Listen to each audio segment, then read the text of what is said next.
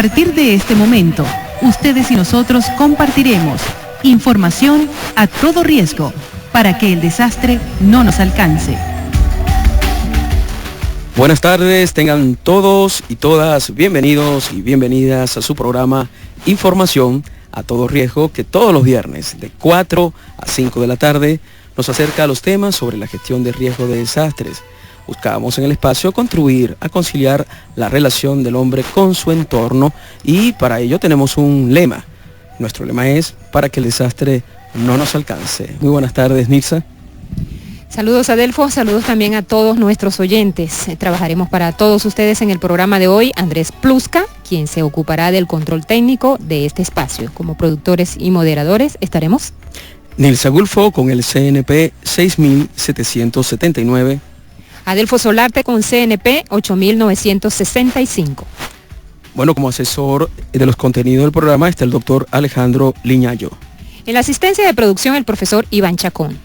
En la edición y montaje, Gerardo Montes. En la dirección de la FM 100.9, Enrique Torres. Les decimos que el programa llega a todos ustedes gracias al apoyo del Centro de Investigación en Gestión Integral de Riesgos, SIGIR, y de la Fundación para la Prevención del Riesgo Sísmico, Fundapris. Estas instituciones reciben a su vez el respaldo de la empresa Total Oil and Gas Venezuela. Y así damos inicio hoy viernes 15 de abril al programa número 24 de Información a todo riesgo. Así es, Nilsa, y vamos a recordarles, como siempre, queridos amigos y amigas, que el programa puede ser seguido de varias maneras. Una, sintonizando la FM 100.9 en su radio, pero también, si no tiene radio a la mano, puede ir a internet y en la dirección éxitos 100.9fm.com.be puede seguir el espacio en cualquier lugar del planeta. Y si usted desea ubicar programas pasados, este es el programa número 24, como apuntó Nilsa. Bueno, todos los programas que nosotros hemos hecho están en un depositario de programas y para acceder usted puede hacerlo entrando a la dirección del SIGIR, en este caso www.sigir.org. En la sección novedades, por allí se va y va a conseguir toda la lista de programas que hasta el momento hemos hecho. Hoy, Nilsa, con un programa bien interesante, vamos a hacer un enfoque de la gestión de riesgo con sentido social, apuntalando ese aspecto, esa caracterización de lo que es la gestión de riesgo, que pareciera ser algo, o una perogrullada de decir que tiene que tener sentido social, pero bueno, ya vamos a ver cómo nuestro invitado, que ya se lo vamos a presentar dentro de unos segundos, nos va a llevar al encuentro con este tema. Entonces vamos de una vez ya a nuestra primera sección. Con los especialistas. Sí, Adelfo, con los especialistas tenemos hoy como invitado al profesor Alejandro Ochoa. Él es merideño, es ingeniero de sistema de la Universidad de los Andes, posee una maestría en gerencia de información y un doctorado en ciencias y sistemas gerenciales. Actualmente es director del Centro de Investigaciones en Sistemología Interpretativa de la Universidad de los Andes. También se desempeñó como miembro de la Comisión Técnica de la Agenda de Gestión de Desastre del Ministerio de Ciencia y Tecnología entre el 2001 y el 2003. Es uno de los miembros fundadores de la Red de Aliados para la Gestión de Riesgos de la Fundación para el Desarrollo de la Ciencia y Tecnología, Fundacite, en el Estado Mérida. Igualmente es miembro fundador del Centro de Investigación en Gestión Integral de Riesgo, SIGIR, aquí en Mérida. Desarrolla su investigación en los aspectos institucionales asociados a los problemas de desarrollo y la participación ciudadana en estos procesos. Es el editor del libro Aprendiendo en torno al desarrollo endógeno, que obtuvo el Premio Nacional del Libro en el 2006. Ha sido profesor invitado de la Universidad de Hull en Inglaterra, en la Universidad del Cuyo en Argentina, también en la Universidad de Santiago de Chile, y es conferencista invitado por la Oficina de Enlace entre la UNESCO y organizaciones no gubernamentales en París. Esto en 1999. Bueno, Nilsa, gracias por esa introducción. Creo que ha quedado bien claro las tendencias académicas, investigativas y los intereses de nuestro invitado de hoy, el profesor Alejandro Ochoa, al cual nuevamente le reiteramos la invitación por hacer un poco de su tiempo y permitirnos esta conversación. Como les decimos, una gestión de riesgos con sentido social. Vamos a comenzar entonces el ciclo de preguntas a nuestro invitado y vamos a partir de una primera reflexión, profesor. Institucionalmente, ¿Qué tanto ha avanzado y se ha consolidado la noción de que son más importantes las acciones preventivas que los operativos y planes, estrategias de respuesta ante situaciones de desastre?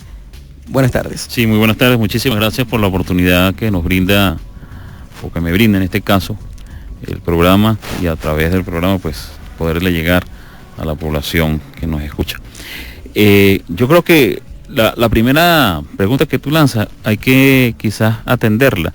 ¿Desde cuándo nosotros tenemos respuesta institucional en Venezuela con respecto al tema de gestión de riesgos y desastres? Y si uno se remonta, la primera aparición institucional nos ubica a nosotros en el año de 1967-68, que ocurre, que se gesta lo que fue la protección civil o defensa civil, que surge con el terremoto de Caracas. Esa fue una respuesta que es reactiva.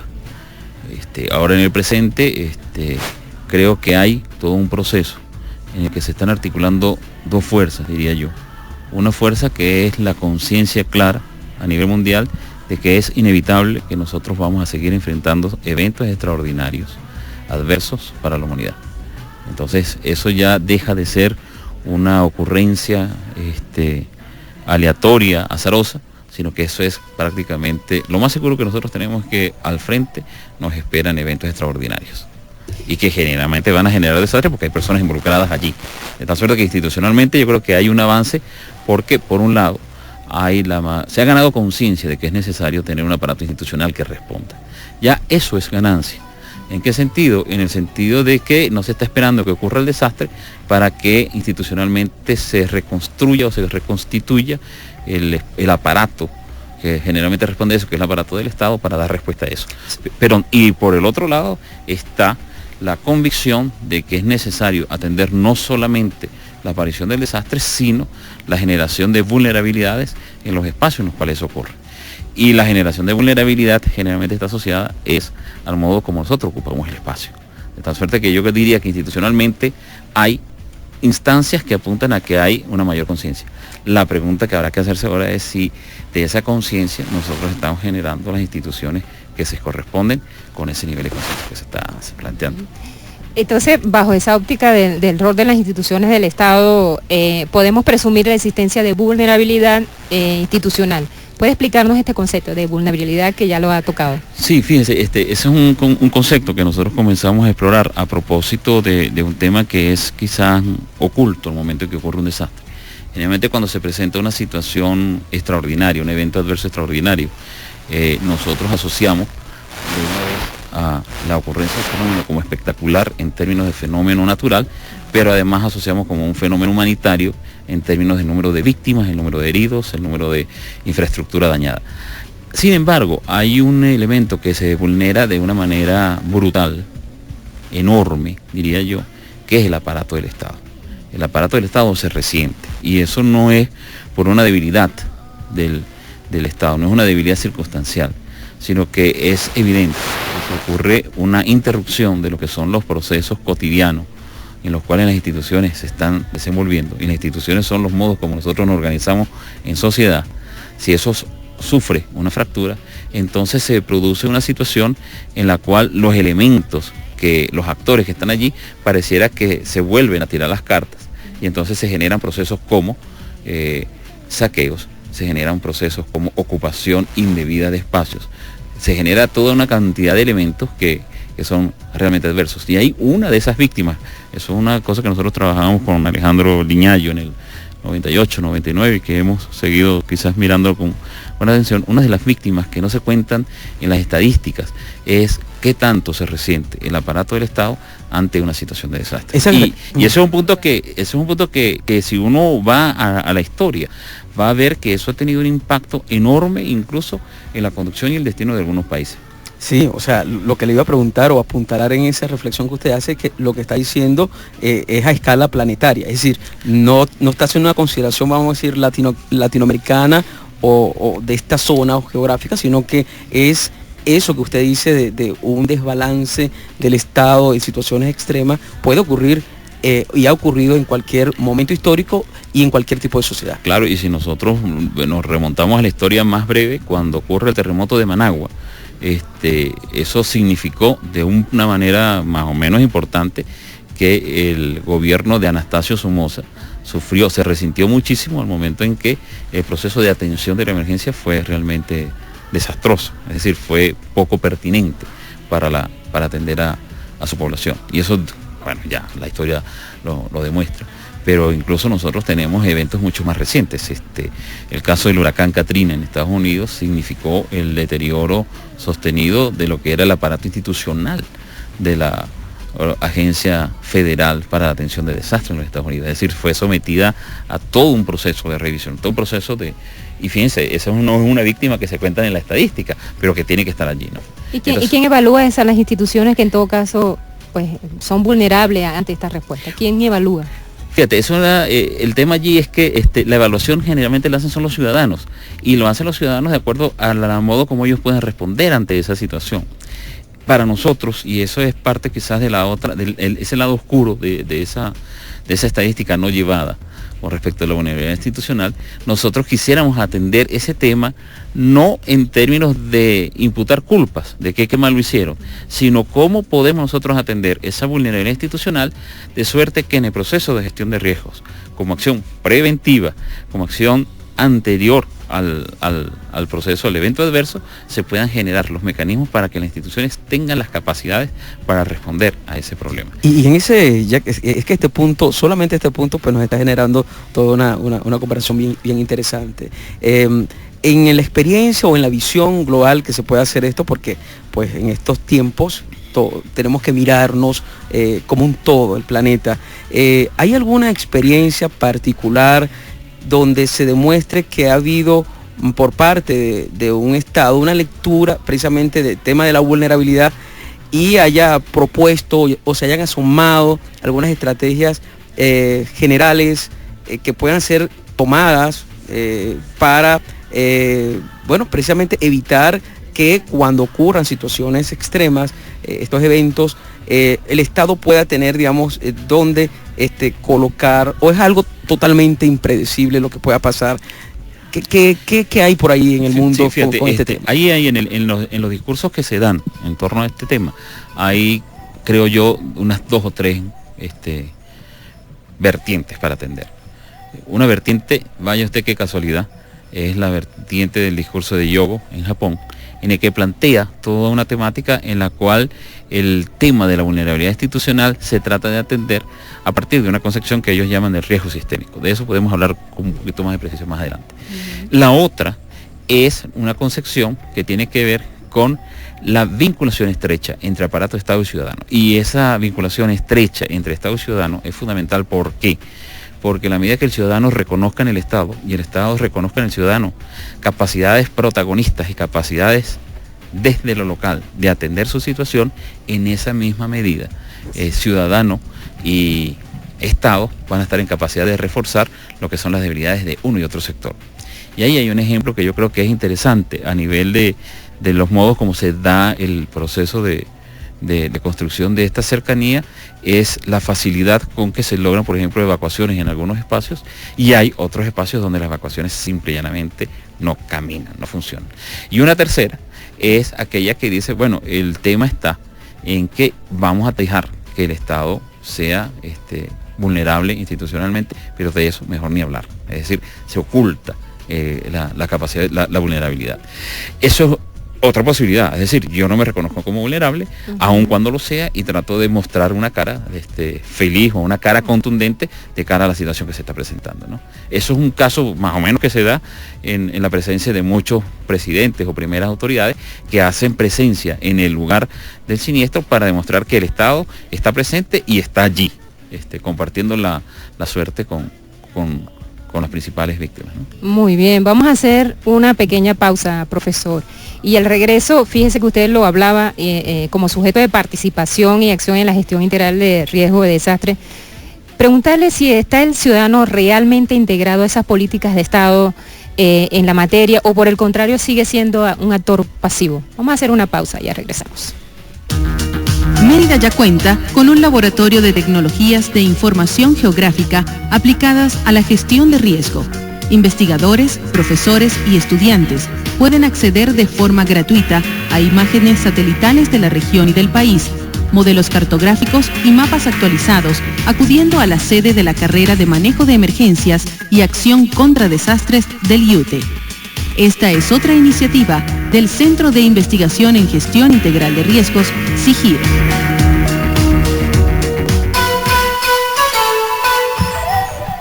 Continuamos en información a todo riesgo, hoy conversando con el doctor Alejandro Ochoa Arias, quien nos está ayudando un poco a entender o a lo mejor sembrándonos más dudas en el sentido crítico de lo que significa abrir espacios para preguntarse en el futuro cómo van las cosas sobre el tema de la gestión de riesgo y bueno, un poco desde la perspectiva del sentido social, que es un tema apasionante. Antes de irnos al corte, pues Nilsa dejaba una cuestión para el profesor dirigida al tema de como sujeto de participación y acción en la gestión integral de riesgo de desastre, y preguntaba ella que si está el ciudadano realmente integrado a las políticas de Estado en la materia de gestión de riesgo, o por el contrario sigue siendo un elemento pasivo en esta ecuación. Creo que la reflexión la estamos haciendo desde el punto de vista de nuestra realidad local venezolana, vamos a decirlo. Sí, estábamos comentando hace rato, antes de comenzar el programa, el tema de los operativos, pero creo que me adelanto allí. Fíjense, lo primero que hay que preguntarse, no solamente si el ciudadano está participando en las políticas de riesgo, porque primero había que preguntarse si el ciudadano sabe que está en situación de riesgo. Y si la respuesta es afirmativa y negativa, nos queda todavía una pregunta antes de ver si el ciudadano está participando en la política, es si eso le importa o no. Los procesos de ocupación de espacio en Venezuela, en particular, han sido procesos de ocupación que han estado guiados por procesos generalmente desordenados, no responden a procesos racionales de ocupación del territorio, y eso hace que mucha gente no tenga noción de dónde vive, y si tiene noción de dónde vive y asume el riesgo de dónde vive, pues entonces ahí diría uno, esa gente es protagonista de lo que es su situación de riesgo. Yo creo que en el caso particular venezolano, el venezolano, su capacidad de participación activa en la gestión de riesgos es prácticamente cero, porque entre otras cosas eso no le preocupa. Pero no le preocupa además porque muy probablemente el tipo de riesgo al cual nosotros estamos asociados son riesgos que son más de otro tenor que el riesgo de un desastre natural. Y me explico, porque este ejemplo siempre se pone. Muy probablemente, si uno deja su puerta abierta por miedo a que la puerta quede bloqueada en caso de un terremoto, uno con certeza va a sufrir hurtos de las cosas o las propiedades que tiene en su casa. Entonces, uno ante el riesgo de que me roben, que es un riesgo mucho más elevado que el riesgo de que quede bloqueada la puerta porque ocurre un terremoto, opta por el riesgo que es más evidente. Total que yo creo que todos manejamos el riesgo, pero de un modo que necesariamente pues deja de lado la presencia de eventos naturales adversos extraordinarios. Obviamente hay un tema allí que yo creo que es importante, y es que cada vez más, eso lo decía al comienzo, es inevitable que a nosotros los desastres nos sigan acompañando, porque evidentemente tenemos más espacio ocupado y necesariamente pues la naturaleza sigue presentando sus eventos. Eso no es descabellado, que no hay que pedir a la naturaleza que porque ahora somos más los humanos, entonces se comporte de un modo distinto. No, la naturaleza se comporta así porque le corresponde. Total que no hay que imputarle a la naturaleza culpa cuando las culpas en realidad están en nosotros. Los desastres son fundamentalmente sociales y son humanos, porque son humanos los que están allí. Así es. Bueno, profesor, nuestra práctica todos los viernes pues es eso, que el ciudadano participe y pueda ser partícipe de lo que aquí hablamos. Vamos a nuestra siguiente parte, nuestra siguiente sección, para que expliquemos lo que vamos a hablar ahora. Ellos opinan. Bueno, profesor, en Ellos Opinan hubo una pregunta que se le hizo a la gente en la calle. La pregunta es la siguiente: ¿considera usted que los operativos de seguridad que aplican las autoridades realmente ayudan a crear conciencia preventiva en la población? Vamos a oír qué respondieron los ciudadanos. considero que los operativos aplicados por las autoridades no están llegando sinceramente al público debido a que solamente usan los cascos o los cinturones de seguridad en momentos de acercarse a las puestos de alcabalas o puestos de seguridad, ¿verdad? Y al momento de pasar ese puesto, las personas se quitan el casco o se desabrochan el cinturón de seguridad sin saber la importancia del uso de este. Sí, los operativos son importantes porque nos ayuda a evitar que pues tengamos una pérdida en un familiar o incluso en uno mismo, ¿no? Que pueda perder la vida por la responsabilidad, bien sea porque uno tome alcohol o por excesos de velocidad. Es bueno prevenir a tiempo y si estos operativos nos dan esa oportunidad, pues hay que aprovecharlos al máximo, ¿no? Y tomar en cuenta pues lo que nos recomiendan, las indicaciones que nos dan. Las personas no hacen caso omiso, sino simplemente no respetan ni tienen ni le dan la importancia que amerita o merece las personas que están haciendo esto de los operativos. Bueno, algunas opiniones de los ciudadanos en la calle haciendo referencia precisamente a que estamos en víspera del operativo de Semana Santa, que acá en Venezuela pues ocupa mucho la atención. Nos pareció importante, vamos a ver como una especie de pista de cómo se conciben estas cosas del tema de la prevención. Bueno, hubo algunas opiniones sobre el particular, profesor. Sí, la primera respuesta, por ejemplo, es muy peculiar porque esa es la misma respuesta que nosotros cotidianamente hacemos cuando vamos por la autopista, vamos por decir algo a 160, 180 y cuando vemos que hay un accidente todo el mundo llega, anda despacio los primeros 2 kilómetros después. Y dice tremendo golpe, qué drama, la gente maneja tan mal, es el exceso de velocidad y a los 3, 4, 5, 6 kilómetros uno vuelve a estar a 180 y pasando por la derecha, etc. Vamos, el tema es que siempre uno asume que ese tipo de cosas no le van a pasar a uno, sino que le pasan a los otros, porque los descuidados son los otros, los desprevenidos son los otros, los que no atienden las normas de prevención son los otros. Obviamente que un operativo no puede tener la pretensión de cultivar la conciencia preventiva, porque eso sería casi que contra natura, porque la conciencia preventiva supone más bien un continuo estado de alerta para estar pendientes de cuáles son las fuentes de posibles riesgos ante los cuales nosotros nos estamos enfrentando, ante posibles amenazas.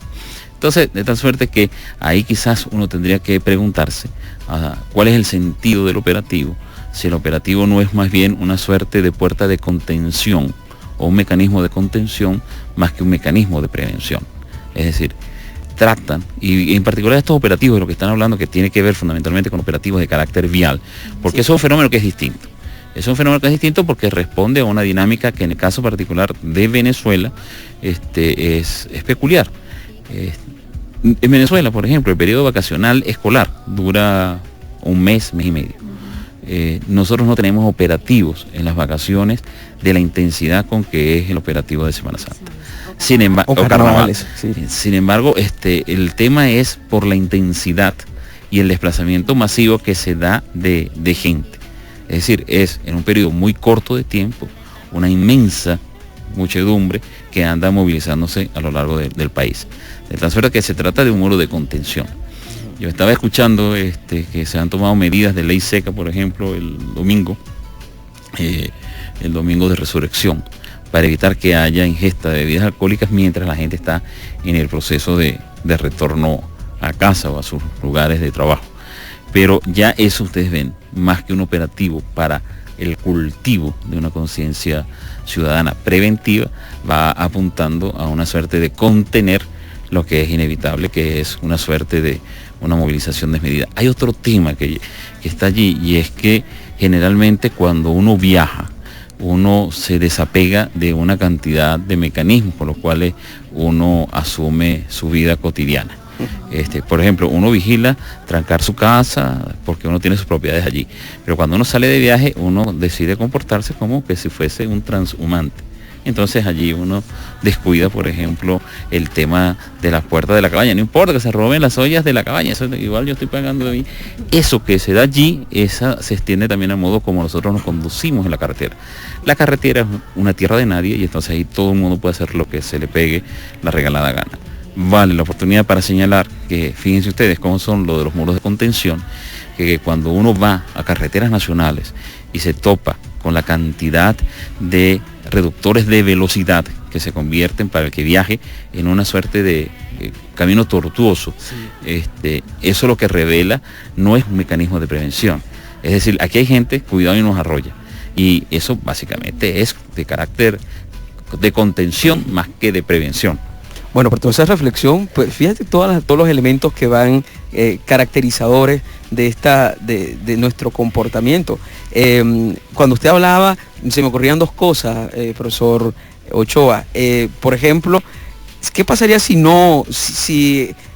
se sentaran todas las autoridades y dijeran, no vamos a hacer ningún operativo? Es decir, vamos a dejar que todo ocurra de manera natural, y que sea como un termómetro.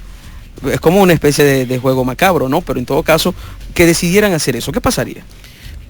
Se acusaría al Estado de irresponsable por haber permitido que las tasas de muertes y de accidentes se elevasen a niveles insospechados. Pero sí se elevarían las tasas, o en vista de que no hay nadie que nos cuide, nos cuidaríamos nosotros. No, yo creo que no hay tal cosa, porque eso supondría que tenemos la semilla de ser prevenidos de antemano, y lo que estamos hablando es que lo que ocurre allí es un muro de contención.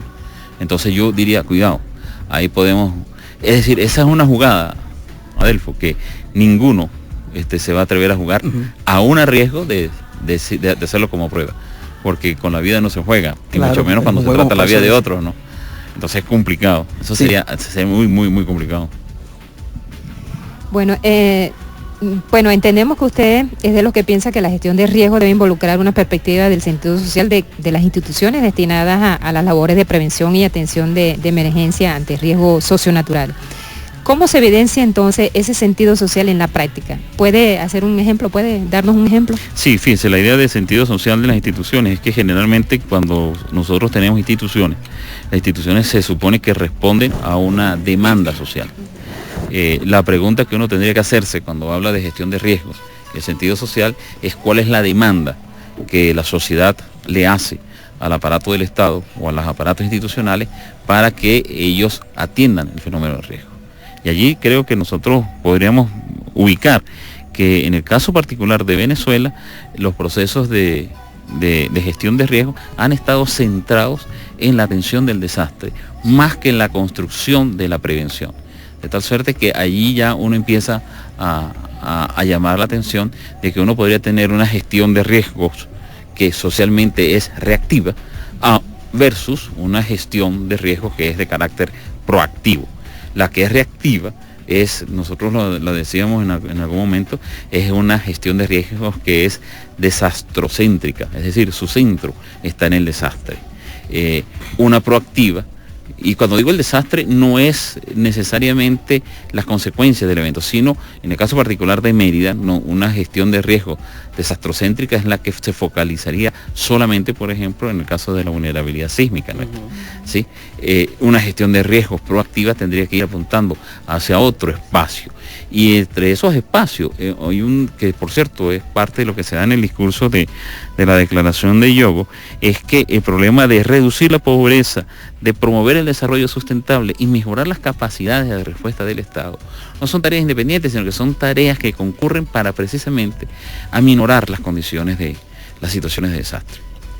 Yo hace rato les comentaba a ustedes que a veces tiene que aparecerse las autoridades para demostrarles a la gente que están ante una situación de riesgo cierta, y les recordaba que en el caso particular, en el momento de solicitar el desalojo de un área particular, la gente se aferra no a la vida, sino a sus pertenencias.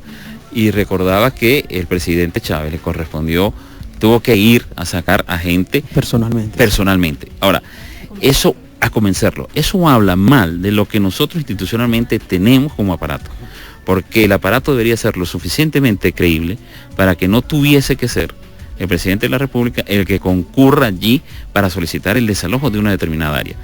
Supongamos por un instante que se hiciese necesario hacer desalojo en varias regiones del país y todo el mundo demandase que fuese el presidente a garantizarle el proceso de desalojo. Eso es un sinsentido. Sí, sin sentido. Entonces, allí nosotros vemos uno de esos temas de un ejemplo de esa vulnerabilidad institucional.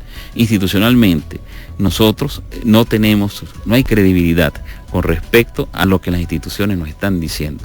A nosotros decir, mire, por aquí el río se va a desbordar. No, usted está diciendo mentiras, lo que usted quiere es que me roben. Y pasa. Bien, profesor, nos toca hacer una nueva pausa aquí en Información a Todo Riesgo y a la vuelta vamos a seguir con una parte muy interesante, una serie de preguntas que tenemos preparadas para finalizar la entrevista. La Fundación para la Prevención del Riesgo Sísmico del Estado Mérida, Fundapris, a través del Ministerio del Poder Popular para la Educación, capacita a niños y jóvenes de la región en la identificación de los peligros de carácter sísmico, la evaluación de la seguridad de viviendas y el comportamiento apropiado ante una situación de desastres, luego de la ocurrencia de un movimiento de tierra de gran envergadura.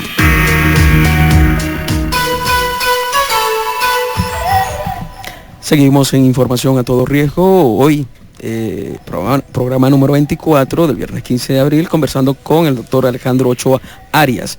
Y insistimos, cada vez que el doctor hace sus reflexiones, pues surgen una cantidad de preguntas, que bueno, yo creo que esa es la idea de esto, ¿no? Que todos nos hagamos preguntas y busquemos respuestas. Y como el tema iba por ahí, por el tema de la gestión de riesgo con sentido social, pues estamos tratando de desmenuzar un poquito, caracterizando tanto al Estado como al propio ciudadano.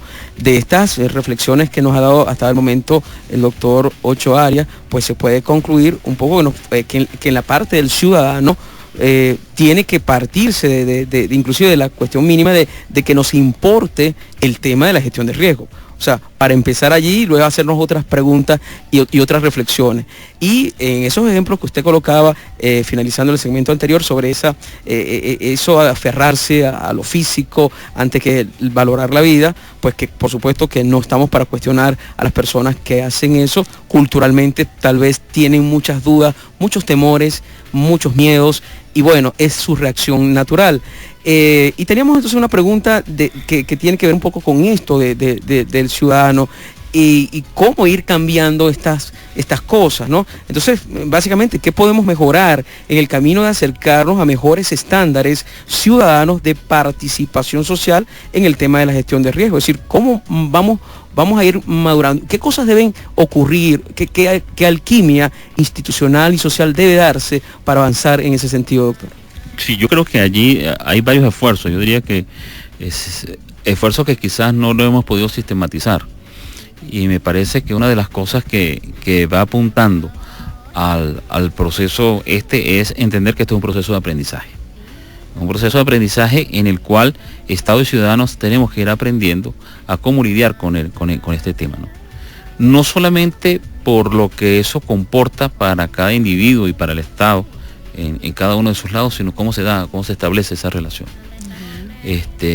Ahorita que ustedes me hacían esa pregunta, yo estaba tratando de recordar, hacer el paralelismo entre lo que ha sido lo que fue la capacidad de respuesta del Estado venezolano cuando ocurrieron el derrumbe en Alto Prado, en Prados del Este, en Caracas, y cuál era la forma de respuesta del Estado cuando ocurrían los desastres, los deslaves en las zonas populosas, en los barrios de Caracas.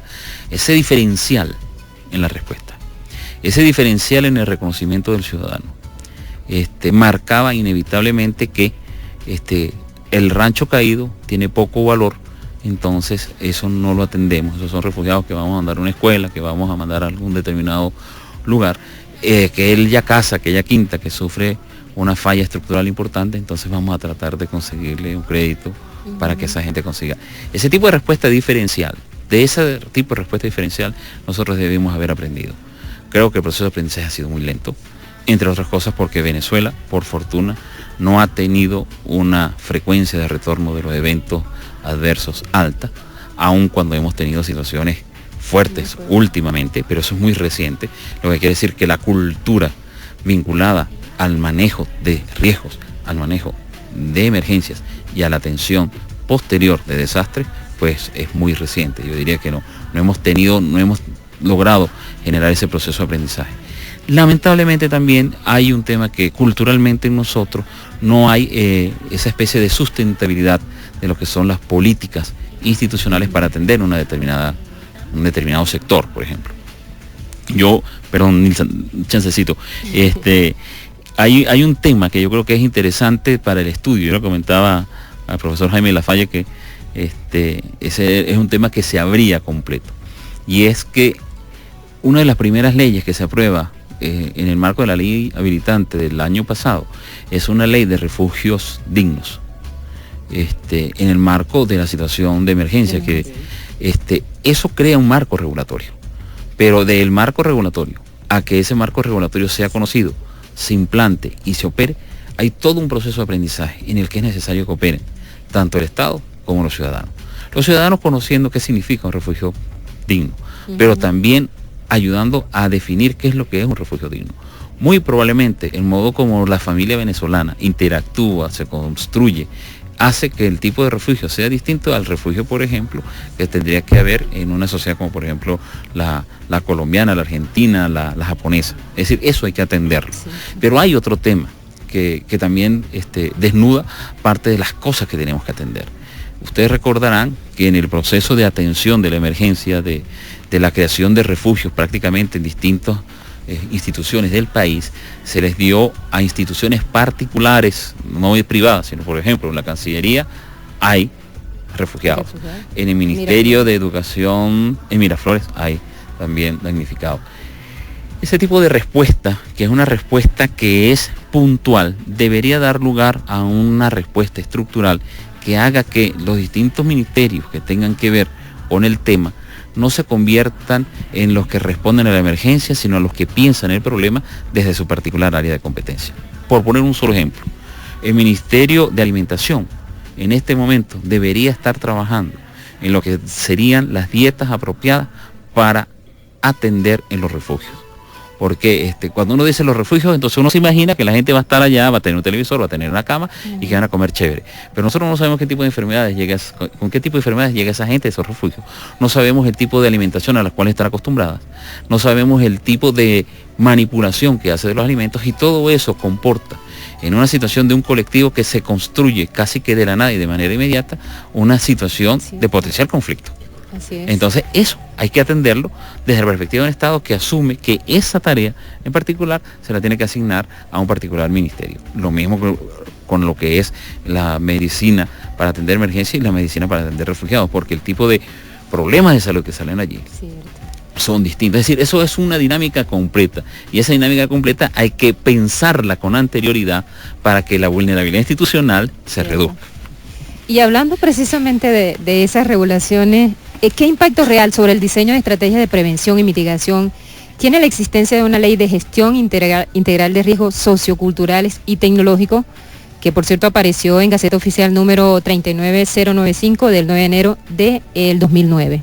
Sí, fíjate, bueno, primero, para quienes han estado empujando la carreta de que la gestión de riesgos es un problema que necesita más que una política de gobierno, una política de Estado, esta ley es en sí misma un avance enorme, porque define un marco regulatorio. Ahora, de nuevo, no es suficiente la ley para que esa ley se aplique. Yo creo que esa ley va a experimentar, después de todos los eventos que nosotros estamos viviendo en este momento en Venezuela, un proceso de redefinición y de resignificación, que quizás eso es más importante, que la ley se resignifique entre nosotros en virtud de que estamos atendiendo problemas y emergencias de manera sostenida prácticamente los últimos 2 años. Y eso hace que esa ley se haga pertinente. Y ahí llegamos a un punto que es interesante, y es que la situación que se está experimentando de eventos adversos se está prolongando en el tiempo, hace que el tema se haga pertinente. Porque ¿qué pasaba? Si yo tengo una oficina de defensa civil o una oficina de gestión de riesgos y resulta que no se me inunda ni una quebradita, es decir, no se me desborda ni una quebrada, entonces la gente empieza, se desdibuja, pierde pertinencia, porque la gente dice, bueno, le están pagando a esta gente y no hacen nada. Entonces, bueno, trata, y ahí viene el sentido social, que demanda la gente, oiga, esta gente tiene que hacer algo. Entonces lo de protección civil o la defensa civil, pues bueno, a lo mejor harán operativos para médicos odontológicos, por ejemplo, que no es el tipo de tarea que le corresponde a ese tipo de personal y a ese tipo de institución. Pero digamos así, desde el punto de vista global, se pueden, digamos, concebir que pues la existencia de la ley, de todos estos cambios progresivos, porque creo que la conclusión ya ahí, para ir finalizando la entrevista, que podemos hacer es que sí ha habido un avance, ¿verdad? Que sí ha habido un progreso, que todavía falta mucho camino por andar, pero creo que se tienen claras, digamos, ciertos caminos están más o menos definidos, o es así, doctor, mirando ya a futuro. Yo diría que el camino está definido en la virtud de que sabemos de que tenemos problemas. Antes yo creo que ni siquiera sobre eso nosotros estamos reflexionando, y sin ánimo de hacerle la cuña a ustedes, pero el hecho de que ya haya un programa de radio que trate de tocar este tema regularmente, regularmente hace que, y no visto desde la espectacularidad del evento adverso, la espectacularidad del desastre, sino una suerte de mirada un poquito más reflexiva, para mí eso es ganancia. Ya desde allí es ganancia. Bueno, y una reflexión final, doctor Ochoa, en el caso merideño, que siempre en los discursos sale a relucir como un ejemplo, algo positivo, digamos, en la experiencia merideña, pudiéramos tener también ciertas claves que nos hagan ser optimistas y esperanzadores con, digamos, un tipo de práctica en el área de la gestión integral de riesgo de desastre aplicado a todo el país. Yo diría que nosotros en Mérida tenemos la paradoja de que tenemos gente muy buena en el área de gestión de riesgos. Tenemos un centro de investigación en gestión integral de riesgos, pero también tenemos una sordera enorme entre aquellos que deberían escuchar, o al menos deberían permitirse escuchar lo que desde estos ámbitos se trata de decir. Y ese es, más que optimismo, una visión real. Yo diría que tenemos que seguir sonando hasta que en un determinado momento nos escuchen, si no por convicción, al menos por cansancio. Así es, doctor. Bueno, muchísimas gracias al doctor Alejandro Ochoa Arias por su participación. Vamos a hacer una pausa y al regreso con la sección final de Información a todo riesgo. Investigación, formación de recursos humanos y divulgación del conocimiento científico. 3 pilares fundamentales del trabajo que desarrolla el Centro de Investigación en Gestión Integral de Riesgos, CIGIR. Puedes contactarnos a través de la dirección electrónica www.sigir.org.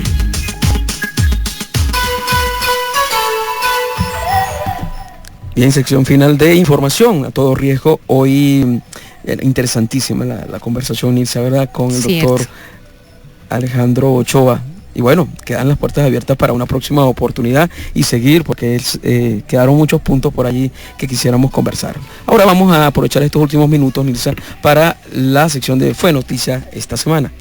Así es, Adelfo, fue noticia esta semana, a un mes del gran terremoto y el tsunami en Japón, sigue temblando. Sí, esta noticia está fechada el 12 de abril y está disponible en www.elpaís.com. El 11 de marzo del 2011 tembló en Japón como nunca lo había hecho. Casi 30 días después de la catástrofe, se han contado cerca de 28.000 víctimas, entre muertos y desaparecidos. El suelo bajo los pies del pueblo nipón ha sido sacudido con casi 1.000 réplicas, muchas de intensidad superior incluso a los 7 grados en la escala Richter. La última gran réplica fue el día 11 de abril de 7.1 grados que dejó 2 muertos y centenares de heridos. Los daños materiales ocasionados por este desafío de la naturaleza se estiman en términos globales en 310.000 millones de dólares, sin contar los de la central nuclear de Fukushima. A todas estas permanece aún sobre el imperio japonés y el resto del mundo la sombra y el temor a un mayor desastre radioactivo. Sí, una segunda información que tenemos por acá tiene que ver ya en lo local. La parroquia Jacinto Plaza se capacita contra eventos naturales. Esta es una noticia fechada el 14 de abril y está disponible en www.diariolosandes.com. Ante la situación actual que atraviesa el estado Mérida, producto de las fuertes lluvias y la incidencia de una vaguada, las comunidades que integran la parroquia Jacinto Plaza empezaron a recibir los talleres de prevención integral que brindan información a las comunidades sobre cómo actuar ante alguna emergencia que se pueda presentar por las lluvias. El coordinador de la brigada de dicha parroquia, Jesús Araque, manifestó que fue un éxito esta experiencia de las jornadas en el sector San Rafael del Chama, pues se contó con la asistencia de un numeroso grupo de jóvenes y adultos, quienes tendrán la responsabilidad de multiplicar los conocimientos adquiridos a todas las familias que residen en el lugar. El trabajo se hace con el apoyo de algunos organismos de prevención del Estado Mérida y los 3 grupos de rescate de San Jacinto, con el propósito de que las personas que viven en alto riesgo sepan cómo actuar ante una vaguada, hacia dónde pueden dirigirse y con cuáles instituciones pueden contar. Una tercera noticia nos dice que instruirán a recursos humanos para manejar riesgos naturales en Paraguay. La noticia la tomamos de fecha 12 de abril, está disponible en www.presidencia.gov. Con el propósito de fortalecer los recursos humanos en materia de prevención de riesgos, Paraguay acordará la estrategia de formación vinculadas a actividades laborales. Lo hará a través de la Secretaría de Emergencia Nacional, organismo dependiente de la Presidencia de la República, y el Programa de las Naciones Unidas para el Desarrollo. Un reporte a la Dirección de Información Presidencial refiere que esta tarea se inscribe en el marco del proyecto de fortalecimiento de capacidades para el manejo de riesgos en el país. El Programa de Naciones Unidas en Paraguay financiará el proyecto formativo que se formalizó el pasado miércoles 13 de abril en la sede de Emergencia Nacional. Una cuarta nota nos dice que se realizó un taller de aplicaciones espaciales para gestión de riesgos en Ecuador. Esta noticia está fechada el 7 de abril y disponible en la página www.eltiempo.com.es. Del 6 al 8 de abril en la ciudad ecuatoriana de Cuenca se desarrolló el taller de aplicaciones espaciales para la gestión de riesgos entre Ecuador y Chile, orientado a identificar proyectos comunes y mecanismos de cooperación para el acceso a información satelital que servirá en la toma de decisiones. El taller estuvo orientado a identificar proyectos comunes y mecanismos de cooperación para el acceso a la información satelital que servirá para elaborar y ejecutar planes de acción con el objetivo de intercambiar información técnica y capacitación en el manejo de riesgos. De acuerdo a Mauricio Bravo, secretario de la Agencia Chilena de Espacio, el uso de la tecnología espacial servirá para la detención y prevención de desastres antes, durante y después del evento natural. Así es, bueno, y ahora nuestra acostumbrada sección de noticias nos da paso también a la sección de Hoy Recordamos. Sí, Adelfo, hoy recordamos la larga sombra del Chernobyl.